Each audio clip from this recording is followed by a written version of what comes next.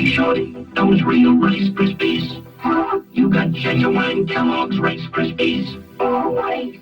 Give you $1 for them. I'd rather have the Rice Krispies. We get a whole lot of dollars. Buy yourself a motorbike. Wow! Uncle Woody, look at all the money I got for some Rice Krispies. $100. Yes, we don't call you knothead for nothing. I'm gonna get a motorbike. Yes. I'll be right back.